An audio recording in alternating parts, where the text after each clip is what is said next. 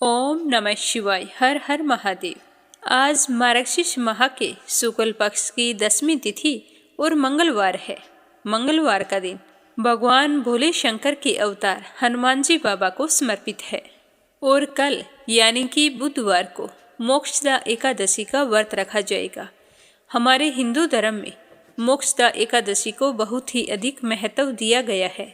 इसीलिए जो भी विष्णु भक्त एकादशी का व्रत रखते हैं वो ध्यान रखें कि आज दोपहर के बाद से अन्न ग्रहण नहीं करना है और एकादशी के दिन सुबह जल्दी उठकर स्नान करें और उसके बाद में व्रत का संकल्प लें। व्रत रखें तो मोक्षदा एकादशी व्रत कथा के साथ साथ श्रीमद् भागवत गीता का पाठ जरूर सुने। तो आप सभी की मंगल कामना के साथ शुरू करते हैं आज की कथा।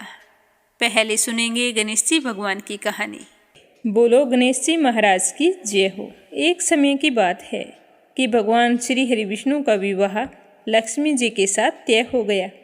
विवाह की तैयारियां जोरों शोरों से होने लगी। सभी देवी देवताओं को निमंत्रण पत्र भेजे गए, परंतु गणेश जी को निमंत्रण नहीं दिया गया। इस तरह निमंत्रण पत्र देते और शादी की तैयारियां करते करते शादी वाला दिन आ गया। बारात जाने का समय हो गया। सभी देवता अपनी पत्नियों के साथ विवाह में उपस्थित हुए तो उन सब ने देखा कि गणेश जी कहीं पर दिखाई नहीं दे रहे हैं। तो वे सारे के सारे आपस में चर्चा करने लगे कि क्या बात है, गणेश जी को न्योता नहीं दिया या फिर गणेश जी आए नहीं हैं। सभी को यह जानकर बड़ी ही हैरानी हो रही थी। तभी सबने विचार किया कि चलो विष्णु जी के पास चलते हैं और उन्हीं से पूछते हैं। तो विष्णु जी के पास जाकर उन्होंने कहा कि हम आपसे एक बात पूछना चाहते हैं कि आपने गणेश जी को बुलाया नहीं या फिर वे अपनी इच्छा से आए नहीं। तो विष्णु जी कहने लगे कि गणेश जी के माता पिता को मैंने न्योता भेज दिया है, अगर वो आना चाहते तो आ जाते, उन्हें अलग से न्योता देने की कोई ज़रूरत नहीं है। दूसरी बात ये है कि उनको 1.25 मन मूंग, 1.25 मन चावल, 1.25 मन घी और 1.25 मन लड्डू का भोजन दिन भर में चाहिए। अगर हम उसे बारात में लेकर चले गए तो उन्हें इस तरह खाता देखकर सारे लोग हंसेंगे। दूसरे के घर जाकर इतना सारा खाना पीना अच्छा भी तो नहीं लगता। इस तरह वार्ता कर रहे थे तो किसी ने सुझाव दिया कि यदि गणेश जी आ जाएं तो क्या है, द्वारपाल बनाकर घर पर बैठा देना, कह देना कि तुम घर का ध्यान रखना, जिससे गणेश जी को यह नहीं लगेगा कि उन्हें बुलाया नहीं। तो विष्णु जी को यह बात पसंद आ गई और उन्होंने गणेश जी को न्योता भेज दिया। न्योता मिलते ही गणेश जी बड़े प्रसन्न हुए, सज धज कर वहाँ आ पहुँचे। तो विष्णु जी कहने लगे कि आप घर की रखवाली करना। घर की रखवाली के लिए कोई समझदार और जिम्मेदार होना चाहिए, तो मुझे आपसे समझदार और जिम्मेदार कोई दूसरा नहीं लगा। तो यह सुनकर गणेश जी और भी प्रसन्न हुए। तो इस तरह गणेश जी को रखवाली के लिए बैठा दिया और बारात वहाँ से चल दी।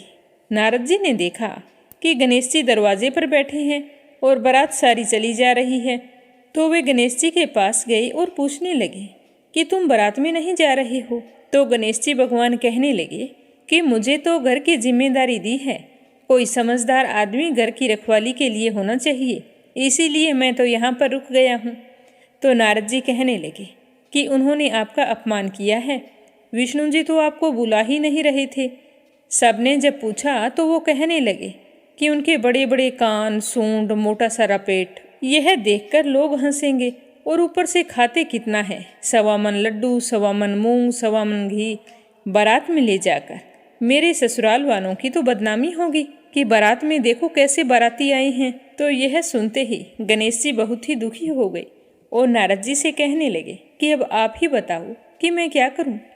तो नारद जी ने कहा कि आप ऐसा करो कि अपनी मूषक सेना को आगे भेज दो और उनसे कहना कि आगे जाकर सारा रास्ता खोखला कर दे, जिससे उनके वाहन धरती में धंस जाएं। इस तरह परेशान होंगे तो वो आपको सम्मानपूर्वक बुलाएंगे, क्योंकि विष्णु जी भूल गए हैं कि आप सर्वप्रथम पूजनीय हैं। तो गणेश जी ने नारद जी के कहते ही अपनी मूषक सेना को जल्दी से आगे भेज दिया और कहा कि सारी जमीन को खोखली कर देना। तो चूहों ने जैसा गणेश जी ने बोला था वैसा ही किया। जैसे ही विष्णु जी की बारात वहाँ से गुजरने लगी तो रथों के पहिए धरती में धंस गए। लाख कोशिश की परंतु पहिए नहीं निकल रहे थे। सभी ने अपने अपने उपाय किए, पर पहिए नहीं निकले, बल्कि जगह जगह से टूट गए। अब किसी की समझ में नहीं आ रहा था कि क्या किया जाए। उधर शादी का मुहूर्त निकला जा रहा था, तो विष्णु जी तो बड़े ही परेशान थे। तब नारद जी वहाँ पहुँचे और कहा कि आप लोगों ने गणेश जी का अपमान करके अच्छा नहीं किया है। यदि उन्हें मना कर लाया जाए तो आपका कार्य सिद्ध हो सकता है और आप पर आया यह संकट भी टल सकता है। तो शंकर भगवान ने अपने दूत नंदी को भेजा, तो नंदी गणेश जी को लेकर वहाँ आ गए। गणेश जी का आदर सम्मान के साथ पूजन किया गया। तब जाकर कहीं रथ के पहिए निकले। पहिए तो निकल गए, पर वो तो जगह जगह से टूट फूट गए थे। अब उन्हें सही कौन करे।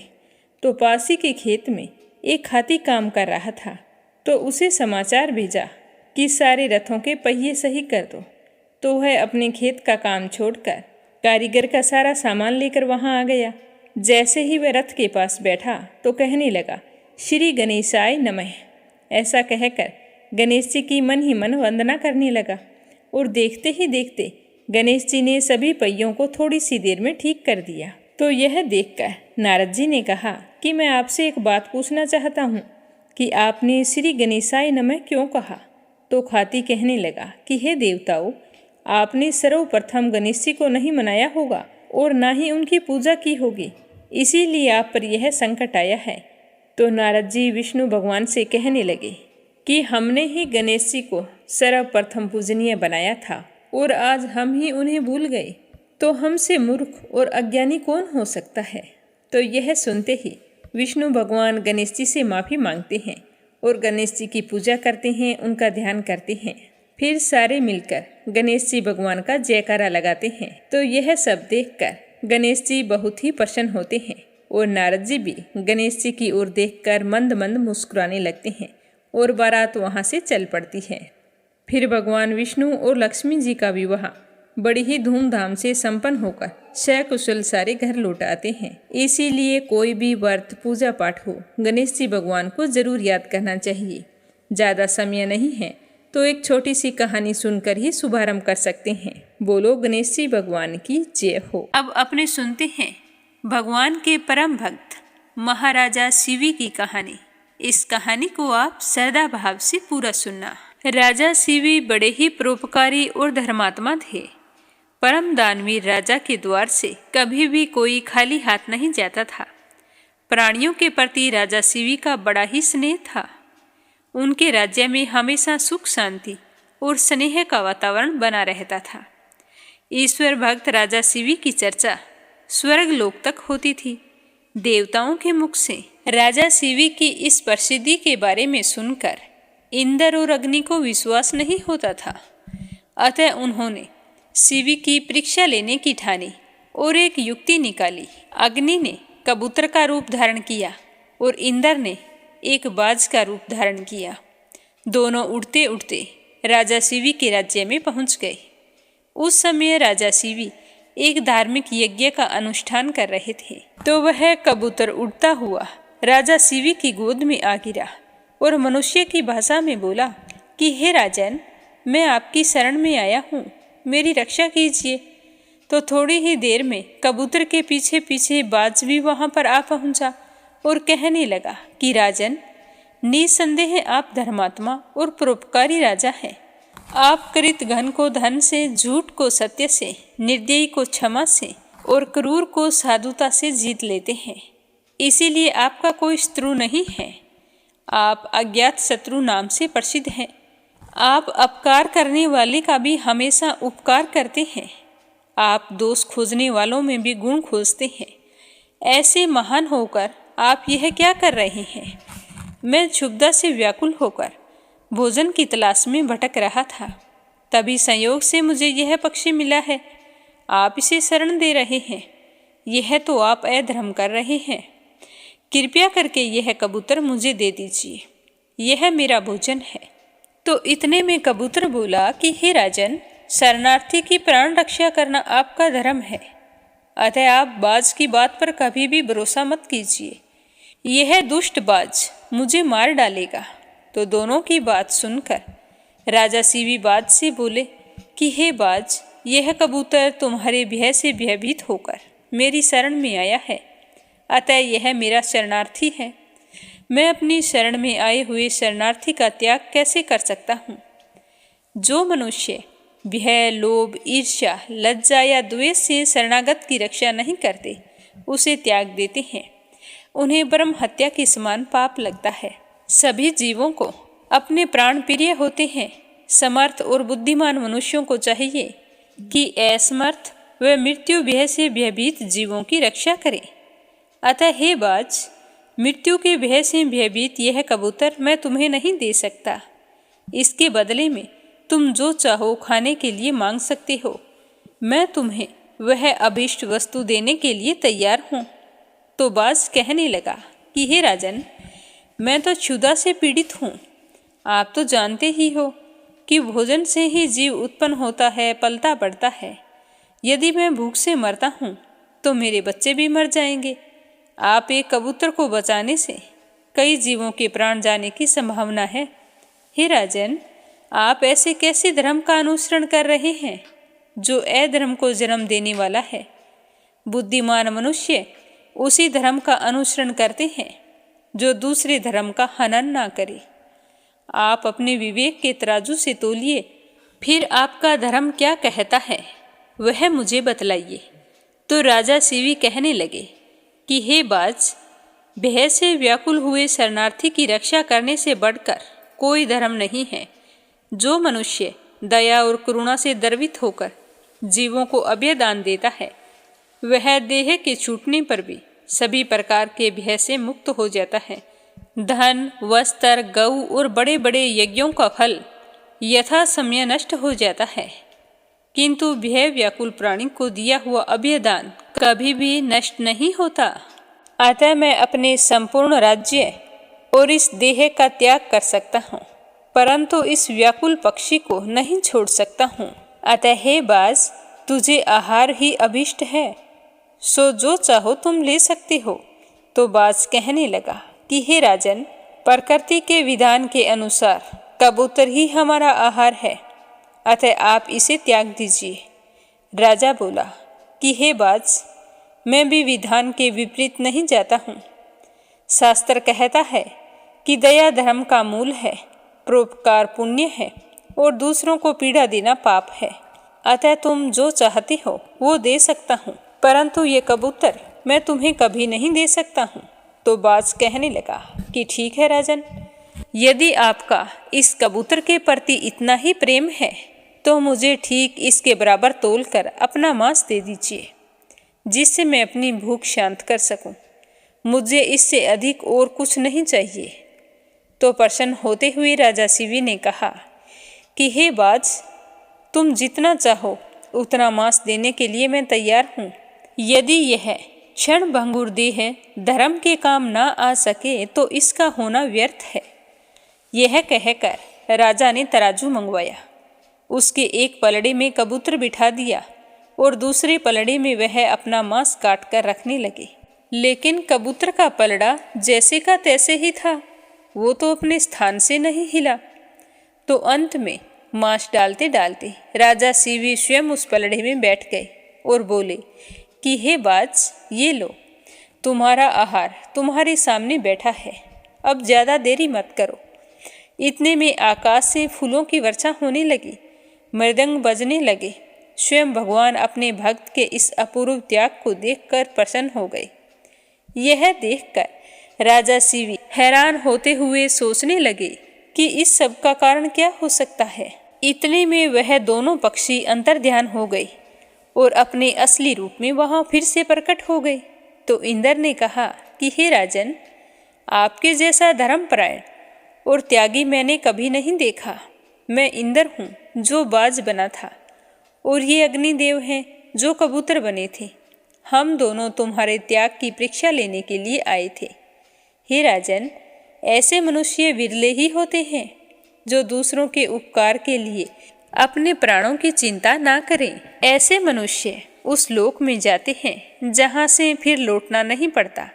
अपना पेट पालने के लिए पशु भी जीते हैं, लेकिन प्रशंसनीय तो वही मनुष्य है जो दूसरों के हित के लिए जीता है। इतना कहकर इंद्र और अग्निदेव स्वर्ग लोक को चले गए। राजा शिवी ने अपना यज्ञ पूरा किया और कई वर्षों तक पृथ्वी पर राज्य करते हुए मरणों उपरांत परम पद को प्राप्त हुए। बोलो श्री कृष्ण भगवान की जय हो।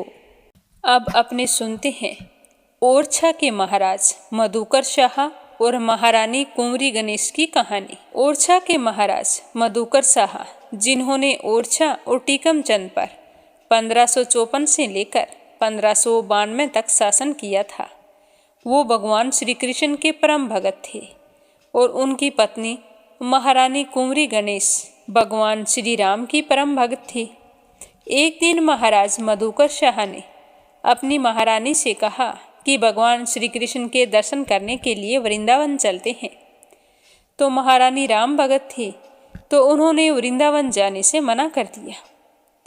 तो रानी के मना करते ही महाराज मधुकर शाह नाराज हो गए और उन्होंने महारानी को ताना मारते हुए कहा, यदि आप इतनी बड़ी राम भक्त हैं तो अपने प्रभु श्री राम को यहाँ ओरछा क्यों नहीं ले आती। तो महारानी को महाराज की यह बात चुभ गई। यह सुनकर महारानी ने प्रण लिया कि अब मैं अयोध्या जाऊंगी और भगवान श्री राम को खुश करके अपने साथ ही ओरछा लेकर आऊंगी। इसके बाद महारानी अयोध्या चली गई। वहां जाकर सरयू नदी के किनारे अपनी कुटिया बनाई और भगवान श्री राम को प्रसन्न करने के लिए उनकी तपस्या करनी शुरू कर दी। महारानी ने कई महीनों तक सरयू नदी के किनारे घोर तपस्या की। कई महीनों तक तपस्या करने के बाद भी भगवान श्री राम ने उन्हें दर्शन नहीं दिए, तो निराश होकर महारानी ने अपने प्राणों का अंत करने के लिए सरयू नदी में छलांग लगा दी। तभी एक अद्भुत चमत्कार हुआ कि महारानी की तपस्या से प्रसन्न होकर भगवान श्री राम ने नदी के जल के भीतर ही महारानी को दर्शन दिए और उनकी जान भी बचाई। भगवान श्री राम ने महारानी से वरदान मांगने को कहा, तो महारानी ने भगवान श्री राम से कहा कि हे प्रभु, यदि आप मुझसे सचमुच प्रसन्न हैं तो मेरे साथ ओरछा चलने की कृपा करें। तो भगवान श्री राम ने महारानी की विनती पर ओरछा जाना स्वीकार कर लिया। महारानी को अपनी सुंदर मूर्तियां प्रदान की। साथ ही भगवान श्री राम ने ओरछा चलने के लिए 3 शर्तें भी रखी। पहली शर्त ये थी कि अयोध्या से ओरछा की यात्रा केवल पुष्प नक्षत्र में और पैदल ही की जाएगी। दूसरी शर्त ये थी कि मूर्ति एक बार जहाँ रख दी जाएगी वहाँ से दोबारा हिलाई नहीं जाएगी। तीसरी और अंतिम शर्त थी कि मेरी मूर्ति की स्थापना की जाएगी उस नगर में केवल मेरा ही राज होगा, उस जगह किसी अन्य राजा का राज नहीं चलेगा। तो महारानी ने भगवान श्री राम की तीनों शर्तें मान ली और उनसे ओरछा आने का निवेदन किया। इसके बाद महारानी कुंवरी गणेश ने ओरछा में महाराज मधुकर शाह को संदेश भेजा कि वह भगवान श्री राम को लेकर ओरछा लौट रही हैं। यह संदेश प्राप्त करने के बाद में महाराज ने ओरछा में भगवान श्री राम की मूर्तियों की स्थापना करने के लिए एक भव्य मंदिर का निर्माण करवाना शुरू कर दिया और उधर महारानी ने भगवान श्री राम की मूर्ति को लेकर हजारों संतों और स्त्रियों के साथ पुष्य नक्षत्र में यात्रा शुरू की। महारानी केवल पुष्य नक्षत्र के समय ही यात्रा करती थी, इसीलिए अयोध्या से ओरछा तक की लगभग 450 किलोमीटर की दूरी तय करने में महारानी को 8 माह और 27 दिन का समय लगा था। राम राजा मंदिर में लगे शिलालेख के अनुसार महारानी कुंवरी गणेश 1575 में भगवान श्री राम की मूर्ति को लेकर ओरछा पहुंची थी। महारानी के ओरछा पहुंचने तक महाराज मधुकर शाह द्वारा बनवाई जा रहे मंदिर का निर्माण कार्य पूरा नहीं हो सका था। इसीलिए महारानी ने भगवान श्री राम की मूर्ति को अपने महल की रसोई में विराजमान कर दिया ताकि वह रोज अधिक से अधिक समय भगवान श्री राम के दर्शन कर सके। कुछ समय बाद महाराज मधुकर शाह द्वारा बनवाया गया मंदिर बनकर तैयार हो गया। अब भगवान श्री राम की मूर्ति को नवनिर्मित चतुर्भुज मंदिर में स्थापित करना था। तो भगवान श्री राम की मूर्ति को उठाने के लिए आए तो काफ़ी प्रयास किए, लेकिन मूर्ति तो टस से मस नहीं हुई। बहुत कोशिशों के बाद भी मूर्ति को अपने स्थान से हिलाया नहीं जा सका।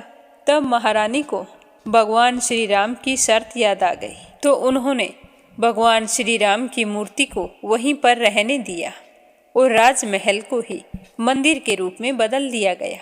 जिस दिन ओरछा के महल में भगवान श्री राम की मूर्ति ने अपनी जगह से हिलने से इनकार कर दिया था, उसी दिन राजा मधुकर शाह ने अपने ओरछा के राज्य को भगवान श्री राम को सौंप दिया था और ओरछा के किले को छोड़कर अपनी राजधानी टीकमगढ़ चले गए। उसी दिन से भगवान श्री राम ही ओरछा के राजा माने जाते हैं और राम राजा सरकार कहलाते हैं तथा ओरछा के महल को राम राजा मंदिर के नाम से जाना जाता है। इस मंदिर के पास जो पहले महल था, उसके पास ही चतुर्भुज मंदिर बना हुआ है, जिसमें भगवान श्री राम की मूर्ति स्थापित होनी थी, परंतु बाद में नहीं हो सकी, क्योंकि भगवान श्री राम ने कहा था कि मेरी स्थापना एक ही बार होगी। तो उसी के कारण यह भव्य मंदिर आज भी वीरान पड़ा है। राजा राम मंदिर में भगवान श्री राम अपने पूरे दरबार के साथ विराजते हैं।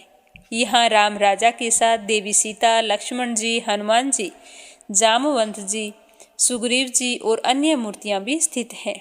ओरछा में किसी भी काम की शुरुआत राम राजा से आज्ञा लेकर ही की जाती है और किसी शुभ कार्य और शादी के अवसर पर सबसे पहला निमंत्रण पत्र भी राम राजा को ही दिया जाता है। यहाँ के सभी भक्त अपनी समस्या लेकर भगवान श्री राम के मंदिर ही जाते हैं तथा भक्तों के अनुसार उन्हें सभी तरह के समाधान भी प्राप्त होते हैं। ओरछा के लोग सदियों से खुद को राम राजा की प्रजा मानते आए हैं।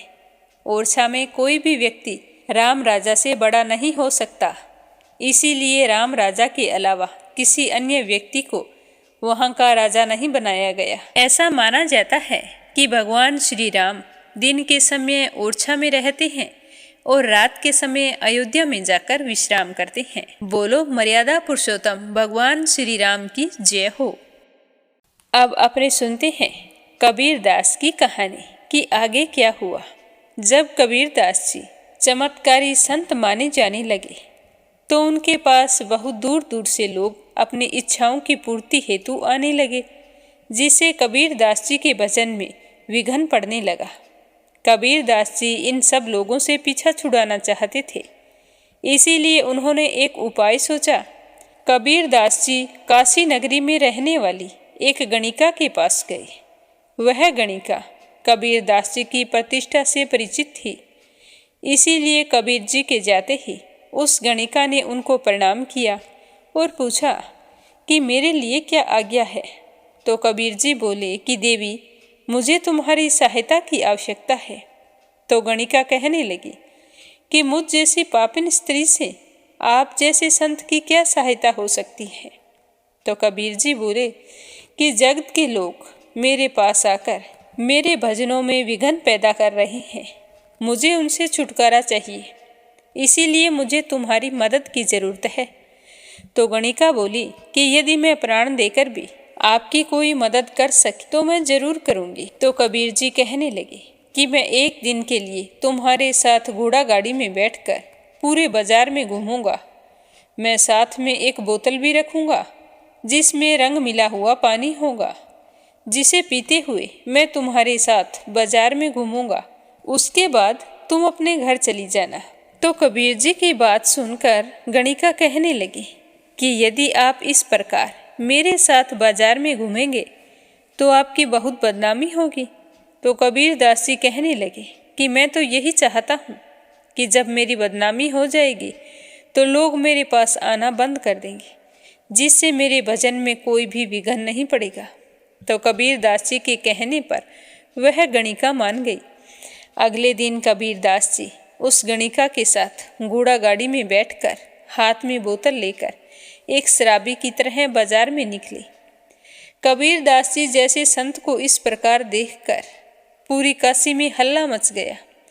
कबीर जी के इस रूप को देखकर संत जन डर गए और दुष्ट लोगों की प्रसन्नता का कोई ठिकाना नहीं रहा। वे लोग जो कबीर दास जी से जलते थे, वो कबीर जी को किसी तरह नीचा दिखाना चाहते थे और आज उन्हें यह मौका मिल गया। वे लोग कबीर जी की निंदा करने लगे। पूरी काशी में कबीर दास जी की निंदा होने लगी। अब कबीर जी के पास पहले की तरह लोग नहीं आते थे, तो कबीर दास जी खुश होकर सुखपूर्वक भजन करने लगे। एक दिन कबीर दास जी के पास कुछ संत आए और उनसे कहने लगे कि कबीर जी, हम जानते हैं कि आपने लोगों को अपने से दूर हटाने के लिए यह लीला की है, जिससे आपके भजन में विघ्न पैदा ना हो, परंतु आपके इस कृत्य से लोगों की संत वेश पर अश्रद्धा होने लगी है। इसीलिए आपकी यह बात बिल्कुल भी अच्छी नहीं है। इसीलिए अब आपको ऐसा कुछ करना होगा कि जिससे लोगों की संतों के प्रति अश्रद्धा ना हो। तो कबीर दास जी कहने लगे कि ठीक है, मैं ही कुछ करता हूँ।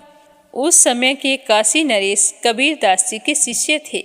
वे कबीर दास जी का बहुत ही सम्मान करते थे, परंतु जब से उन्होंने कबीर दास जी के इस प्रसंग के विषय में सुना था कि एक वेश्या के साथ बाजार में शराबी बनकर घूम रहे थे, तो उनके मन में विकार उत्पन्न हो गया था। वे कबीर दास जी पर अश्रद्धा करने लगे थे, परंतु वे अपने गुरुजी से कुछ कह नहीं सकते थे, इसीलिए वो चुप थे। एक दिन कबीर दास जी गंगा जल से भरी हुई एक बोतल लेकर काशी नरेश के दरबार में पहुंचे। काशी नरेश का दरबार भरा हुआ था।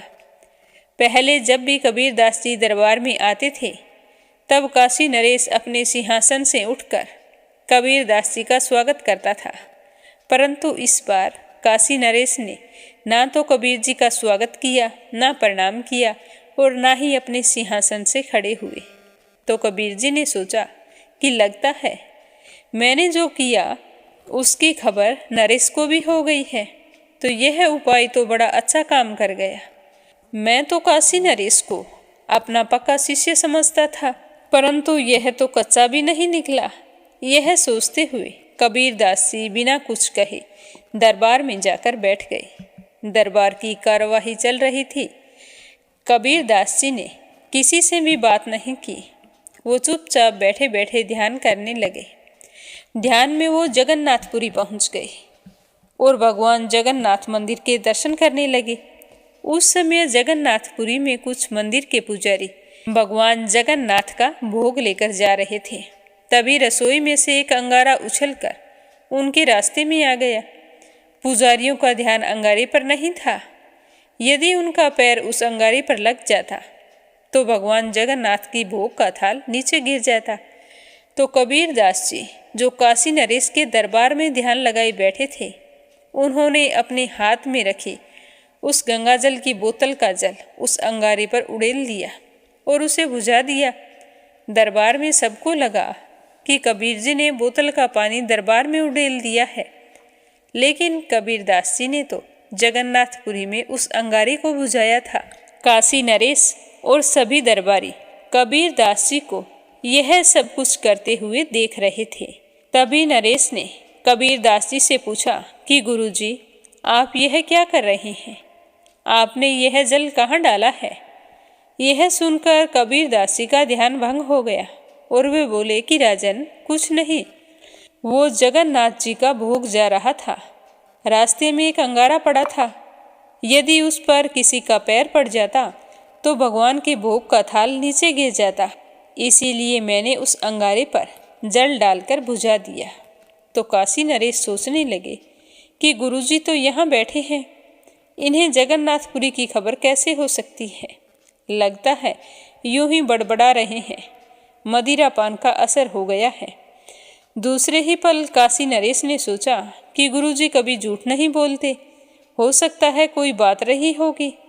तो यह सोचकर काशी नरेश का मन दुविधा में पड़ गया और वे सोचने लगे कि कबीर दास जी बाजार में गणिका के साथ घूम रहे थे।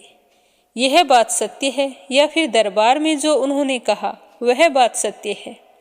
राजा ने निश्चय किया कि दूतों को जगन्नाथपुरी भेजकर इस बात की सत्यता की जांच करनी चाहिए। तो दरबार से कबीर दास जी के जाने के बाद काशी नरेश ने कुछ दूतों को जगन्नाथपुरी रवाना कर दिया। दूतों को जगन्नाथपुरी पहुंचने में कुछ दिनों का समय लगा। वहां पहुंचकर जगन्नाथ मंदिर के पुजारियों से पूछताछ की तो पुजारियों ने इस घटना को प्रमाणित करते हुए बताया कि कुछ दिन पहले भगवान जगन्नाथ की सेवा में भोग का थाल जा रहा था, वहाँ रास्ते में एक अंगारा पड़ा था। यदि उस अंगारे पर किसी का पैर पड़ जाता तो भगवान के भोग का थाल नीचे गिर जाता। परंतु ना जाने कहाँ से उस समय कबीर दास जी वहाँ आ गए। उन्होंने पानी डालकर उस अंगारे को बुझा दिया तो दूतों ने काशी लौटकर यह समाचार काशी नरेश को सुनाया। तो सुनते ही काशी नरेश की आंखों में आंसू आ गए। उन्होंने अपने किए पर पश्चाताप होने लगा और वे सोचने लगे कि उन्होंने गुरुजी पर ऐश्वर्या करके और उनका सम्मान ना करके बहुत बड़ा पाप किया है। काशी नरेश ने रानी को भी यह सब कुछ बताया। वे कहने लगे कि गुरुजी की कही बात सही साबित हुई। उन्होंने सच में यहाँ बैठे बैठे जगन्नाथपुरी में उस अंगारे को बुझा दिया था। मुझसे बहुत बड़ा पाप हो गया है। अरे, जिन संत की कृपा मुझ पर और मेरी नगरी पर हमेशा बनी रही और मैंने लोगों की बातों में आकर उन्हें देखकर प्रणाम भी नहीं किया और ना ही अपने सिंहासन से खड़ा हुआ, जिनकी हमेशा मैं दरबार में खूब इज्जत करता था, सम्मान देता था, उन्हें मैंने आज संदेह की दृष्टि से देखा। धिक्कार है मुझ पर। तो रानी ने कहा कि हमें कबीर दास जी से क्षमा मांगनी चाहिए। वे एक महान संत हैं और संत तो बड़े दयालु होते हैं। वे हमें अवश्य क्षमा कर देंगे। अब हमें देरी नहीं करनी चाहिए। तुरंत रथ बुलाकर उनके पास पहुंचना चाहिए और उनसे क्षमा मांगनी चाहिए। तो राजा ने कहा, नहीं, हम रथ पर सवार होकर उनके पास नहीं जाएंगे। हम तो एक अपराधी की भांति उनसे क्षमा मांगने जाएंगे। तो उस समय काशी नरेश और उनकी रानी ने कबीर दास जी से क्षमा मांगने के लिए साधारण वस्त्र धारण किए, मुंह में तिनका दबाया, सर पर तिनकों का बोझा उठाया, गले में कुल्हाड़ी लटकाई और रंगे पैर पैदल ही अपने राजमहल से कबीर दास जी के घर की तरफ चल पड़े। पूरी काशी नगरी अपने राजा रानी को इस अवस्था में देखकर आश्चर्य कर रही थी।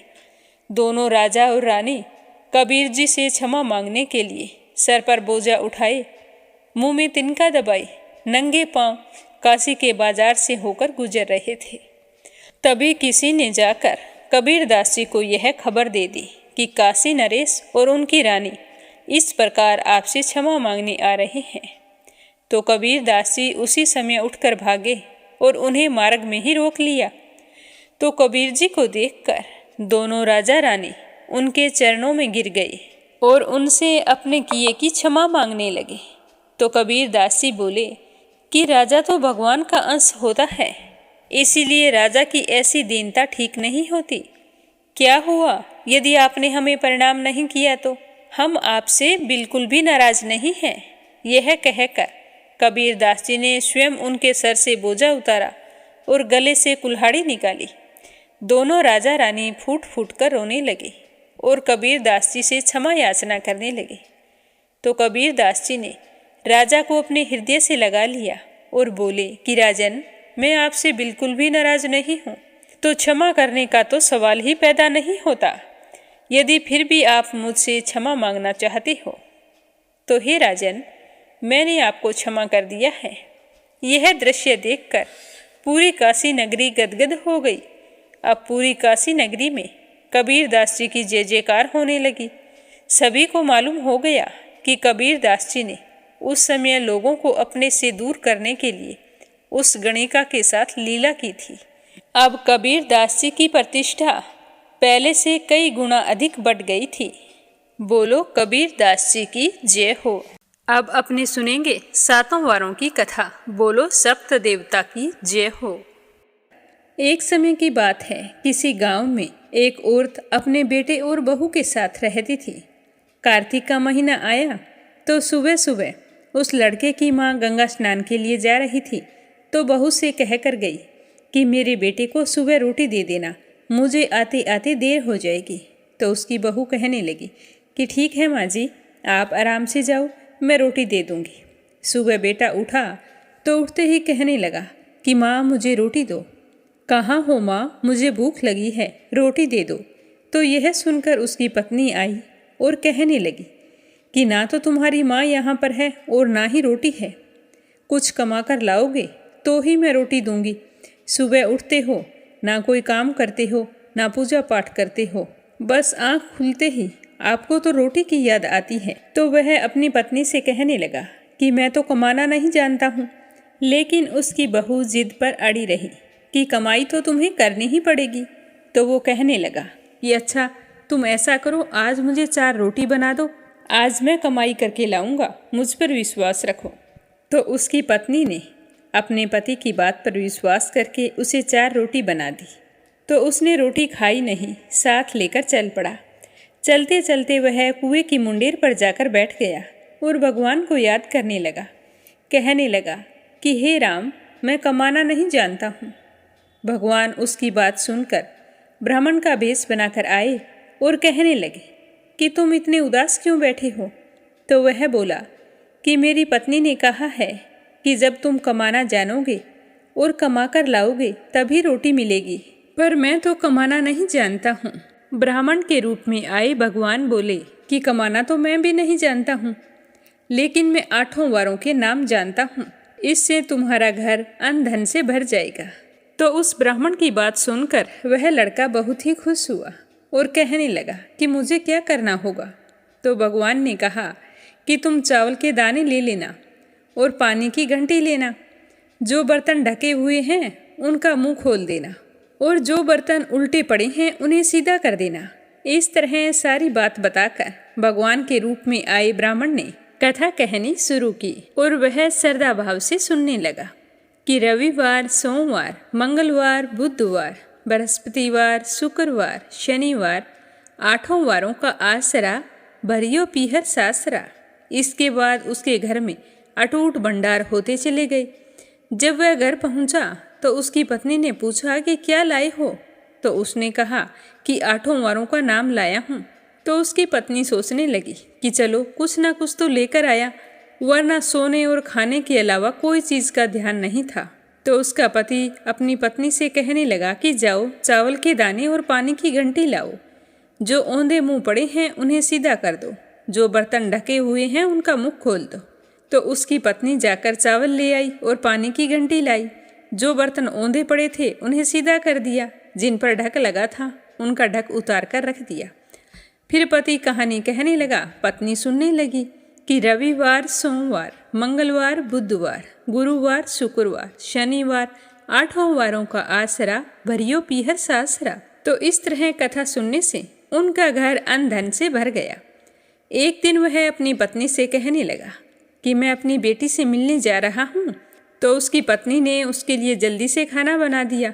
तो वह फटे से कपड़े पहनकर अपनी बेटी से मिलने के लिए चला गया। जैसे ही बेटी के यहाँ गया तो बच्चे कहने लगे कि माँ, नाना आए हैं, नाना आए हैं। तो उन बच्चों की माँ बोली कि नाना क्या आए हैं, 2 वक्त की मुफ्त की रोटियाँ तोड़ने आई हैं। तो यह बात जब उसके पिताजी ने सुनी तो बेचारा सोचने लगा कि गरीबी सब कुछ कहला देती है। तो उसका पिताजी अपनी बेटी के पास जाकर उससे कहने लगा कि बेटी, मुझसे 8 वारों की कहानी सुन लो। तो बेटी ने जवाब दिया कि पिताजी, मैं भोजन कर रही हूँ और मेरा मुख जूठा है, मैं तुम्हारी कहानी नहीं सुन सकती। तो पिताजी बेचारा भूखा ही सो गया, क्योंकि उसका तो नियम था, सुबह शाम वो 7 वारों की कहानी कहता था। अगले दिन सुबह बेटी को अपने पिता पर तरस आ गया। वो मन ही मन सोचने लगी कि कमाई नहीं करते हैं तो क्या है तो मेरे पिताजी रात को भूखे ही सो गए, काश मैं हाथ धोकर इनकी कहानी सुन लेती। तो उसने जल्दी से अपने पिताजी को उठाया और कहा कि पिताजी, खड़े हो जाओ, स्नान कर लो और फिर आप अपनी कहानी मुझे सुनाना। तो उसके पिताजी ने स्नान करके कहा कि बेटा, चावल के दाने लाओ और पानी की घंटी लाओ। जो बर्तन औंधे मुंह पड़े हैं उन्हें सीधा कर दो, जो ढके हुए हैं उनका मुख खोल दो। तो पिताजी ने कहानी कही, बेटी ने सुनी कि रविवार, सोमवार, मंगलवार, बुधवार, गुरुवार, शुक्रवार, शनिवार, 8 वारों का आसरा, भरियो पीहर सासरा। तो इससे उस बेटी के घर में भी अन्न धन के भंडार भरते चले गए।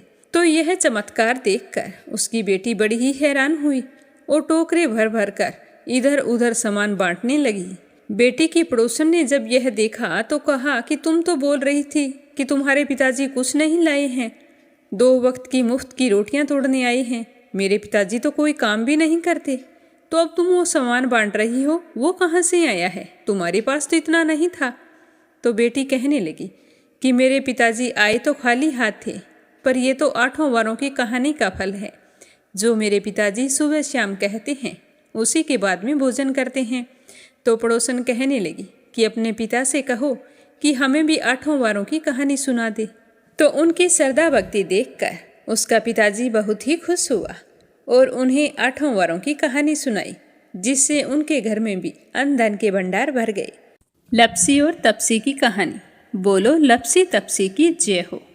प्राचीन समय की बात है, एक गांव में लपसी और तपसी नाम के 2 भाई रहा करते थे।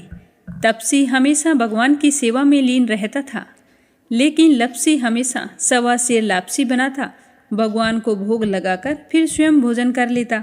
दोनों भाइयों का यही नियम था। एक दिन दोनों भाइयों में बहस छिड़ गई कि कौन बड़ा है। तो लपसी कहने लगा कि मैं बड़ा हूँ, क्योंकि मैं तो लापसी बनाकर भगवान को रोजाना भोग लगाता हूँ। मैं कभी भी भगवान को भूखा नहीं रहने देता। तो तपसी कहने लगा कि मैं बड़ा हूँ, क्योंकि मैं सारा दिन भगवान की तपस्या करता हूँ। तो इस तरह करते करते दोनों जोर जोर से लड़ने लगे। तभी वहाँ से नारद मुनि गुजर रहे थे। उन दोनों को लड़ते हुए देखा तो उनके पास आए और लड़ने का कारण पूछने लगे। तो तपसी कहने लगा कि हे देव ऋषि, आप ही बताइए कि कौन बड़ा है। मैं कहता हूँ कि मैं बड़ा हूँ। लपसी इस बात को मानने के लिए तैयार नहीं है। ये कहता है कि मैं बड़ा हूँ। तो दोनों की बात सुनकर नारद मुनि कहने लगे कि मैं इसका फैसला तो कर दूंगा, लेकिन कल करूँगा। कल सुबह जल्दी आऊँगा और आपको बता दूंगा कि तुम दोनों में से कौन बड़ा है। तो अगली सुबह तपसी रोजाना की तरह नहा धोकर पूजा करने के लिए जा रहा था। तो रास्ते में उसे 1.25 करोड़ की एक अंगूठी मिली, जो नारद जी ने उसके आगे फेंकी थी। तो तपसी ने जल्दी जल्दी इधर उधर देखा और अंगूठी को उठा लिया और तपस्या करने बैठा तो अपने पैर के नीचे दबाकर बैठ गया। लपसी रोजाना की तरह स्नान करके आया और 1.25 सेर लापसी बनाई। पहले भगवान को भोग लगाया, फिर स्वयं लापसी जीमने के लिए बैठ गया। तभी वहाँ पर नारद जी आ गए और कहने लगे कि लपसी बड़ा है। तो तपसी कहने लगा कि इसका क्या कारण हो सकता है, ये कैसे बड़ा है, ये कभी पूजा पाठ नहीं करता है। तो नारद जी कहने लगे कि इसके मन में लालच नहीं है, जो भी करता है बड़े ही श्रद्धा भाव से करता है। इसका नियम है कि रोजाना भगवान को भोग लगाना। इसका नियम कोई भी भंग नहीं कर सकता, लेकिन तुम्हारा नियम भंग हो चुका है। तो तब से कहने लगा कि कैसे? मैं नियम से रोजाना भगवान की पूजा करता हूँ। तो नारद मुनि कहने लगे कि तुम खड़े होकर अपना पैर उठाओ। तो तपसी जैसे ही खड़ा हुआ तो उसके पैर के नीचे 1.25 करोड़ की अंगूठी पड़ी थी। तो नारद जी कहने लगे कि तूने इसे चुराया है, जिससे तेरी तपस्या भंग हो गई है। तपसी हाथ जोड़कर नारद जी के सामने खड़ा हो गया और कहने लगा कि मुझसे गलती हो गई, आज के बाद मैं ऐसी गलती कभी नहीं करूँगा। मैंने बहुत ही सच्चे मन से पूजा की है। आप ही मुझे बताइए कि मुझे मेरी पूजा का फल कैसे मिल सकता है। मैं आपसे वादा करता हूँ कि आज के बाद मैं कभी चोरी नहीं करूँगा। तो उस तरह उसके दीन वचन सुनकर नारद जी को उस पर दया आ गई और नारद जी कहने लगे कि तेरी तपस्या का फल कार्तिक स्नान करने वाला ही दे सकता है। तो तपसी पूछने लगा कि वो कैसे? तो नारद जी ने बताया कि कार्तिक माह में कार्तिक स्नान करके जो भी सारी कहानियाँ सुनकर तुम्हारी कहानी नहीं सुनेगा, तो उसके कार्तिक स्नान का पुण्य फल उससे छूटकर तुम्हें मिलेगा। अगर कोई दिए से दिया जलाएगा तो उसका पुण्य फल भी तुझे ही मिलेगा।